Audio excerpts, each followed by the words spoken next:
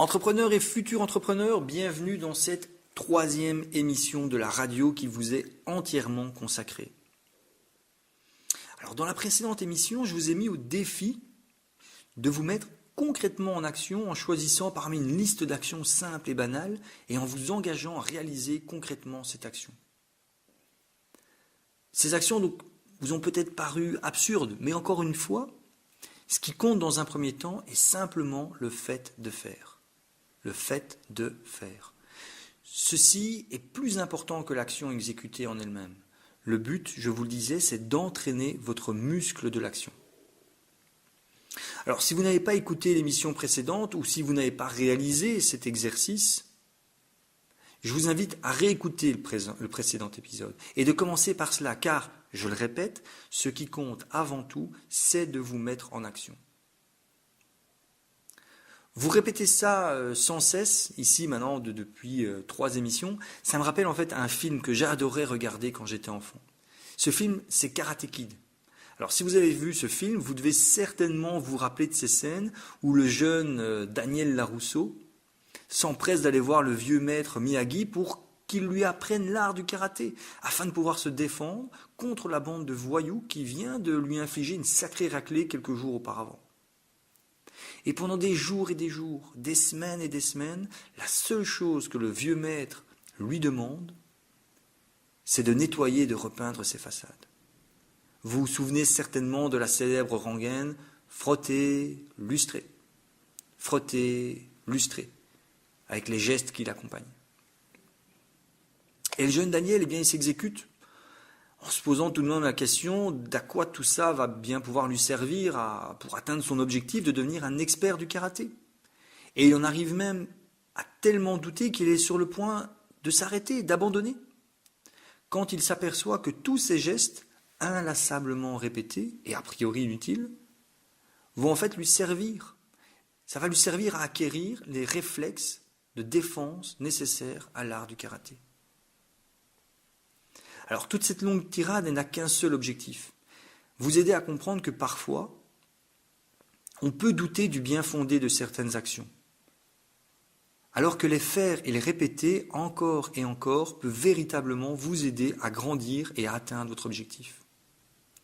Ici, je vous demande de me faire confiance et de répéter vous aussi inlassablement une ou plusieurs de ces petites actions a priori anodines et complètement inutiles.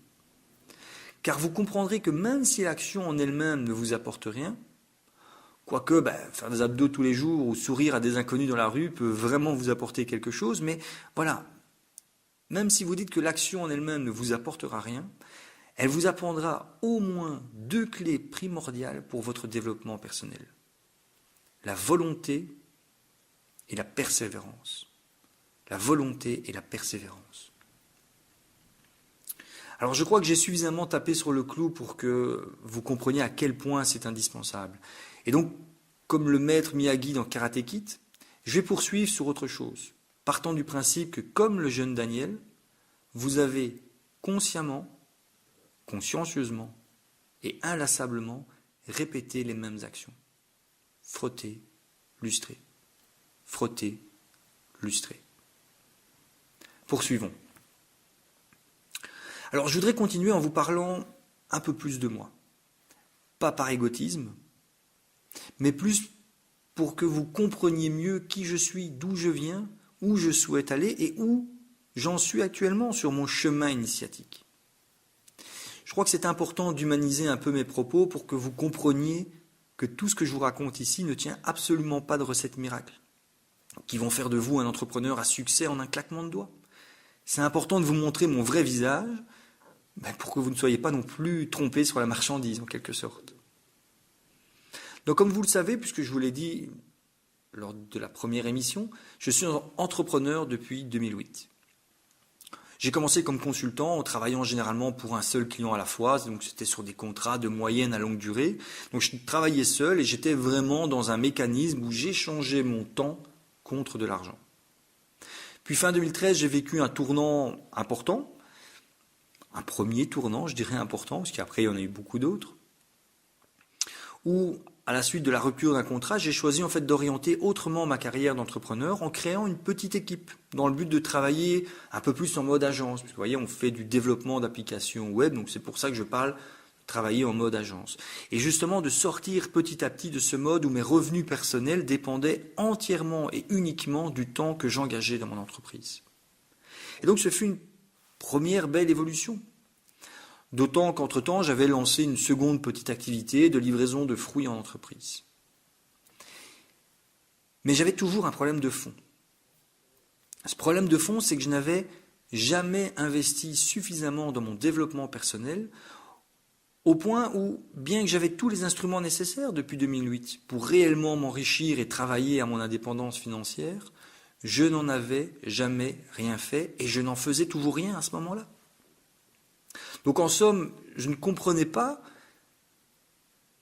que je devais abandonner le besoin de satisfaction immédiate au profit d'investissements qui me permettraient d'accroître mes revenus, de diversifier mes sources de revenus et de solidifier mes actifs.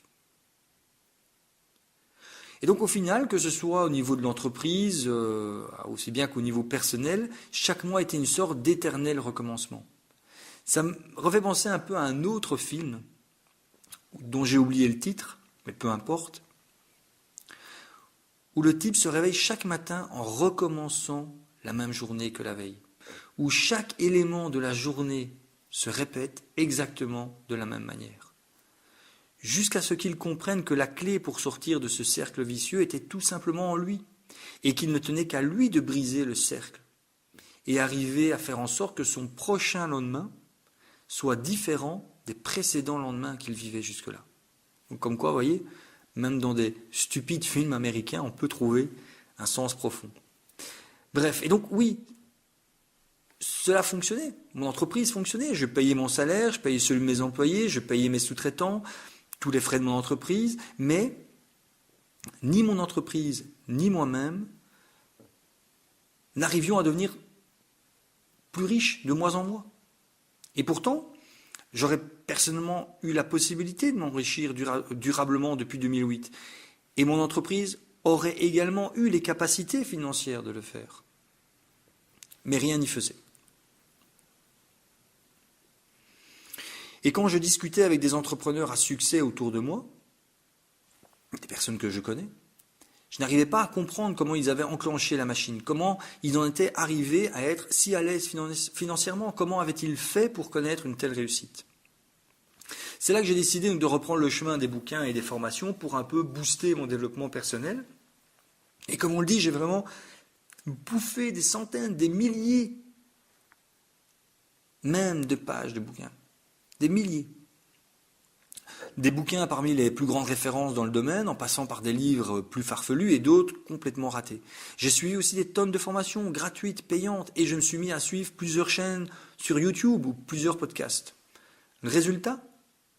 Je comprenais enfin pourquoi je n'avais jamais vraiment réussi et pourquoi, 7 ans après avoir débuté ma carrière d'indépendant, j'en étais toujours plus ou moins au même point financièrement parlant. Même point par rapport à quand j'étais employé avec le salaire plus modeste qui allait avec. Je comprenais vraiment, mais est-ce que les choses ont pour autant changé à mon niveau ? Vous connaissez déjà la réponse, si vous avez suivi les précédents épisodes. Non, rien n'a changé, tout a continué. Pour paraphraser, je ne sais plus quelle chanson. Et pourquoi ? Mais là aussi, vous connaissez la réponse, probablement. Tout simplement parce que je ne faisais qu'apprendre. Je ne faisais qu'emmagasiner de l'information sans réellement mettre en pratique tout ce que j'apprenais au fil de mon apprentissage.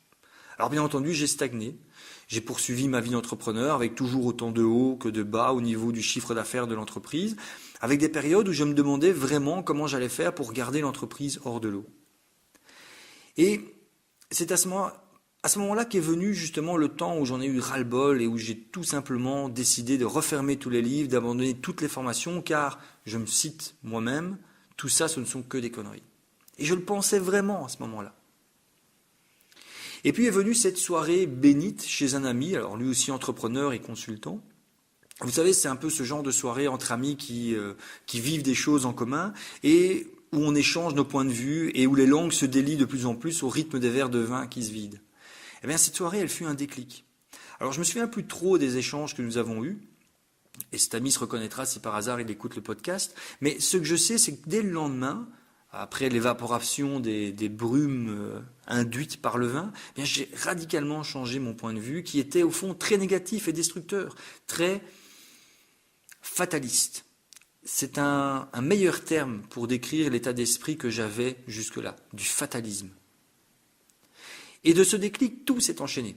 J'ai repris des bonnes décisions, et je préfère ce terme décision à résolution, et j'ai surtout décidé d'agir et d'arrêter de me plaindre. Les actions que j'ai commencé à mettre en place, ce sont celles dont nous parlerons au fil de ces émissions. Ce sont celles que je vous conseillerais également d'appliquer si vous aussi, vous souhaitez vous engager sur la voie qui vous mènera à votre richesse positive. Alors bien entendu, ma vie n'a pas radicalement changé en 2 mois. Je ne suis pas encore devenu riche ou millionnaire. Tous les soucis de mon entreprise ne se sont pas envolés comme par magie. C'est pas que les clients ont commencé à débouler à ma porte en arrachant ma chemise pour me supplier que je travaille avec eux. Non. Mais quelque chose de beaucoup, beaucoup plus important s'est très, très rapidement produit depuis que j'ai eu ce déclic. Ce changement, c'est mon état d'esprit qui a évolué.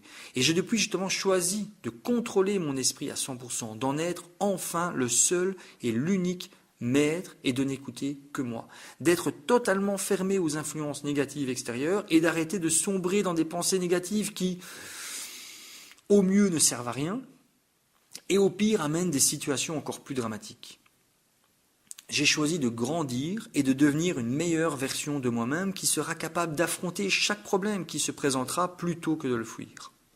Une version de moi-même qui se fixera des objectifs ambitieux et qui construira tous les plans nécessaires pour les atteindre. Une version de moi-même qui s'ouvrira à toutes les opportunités et qui créera de nouvelles opportunités. Bref, un moi orienté solution plutôt que problème.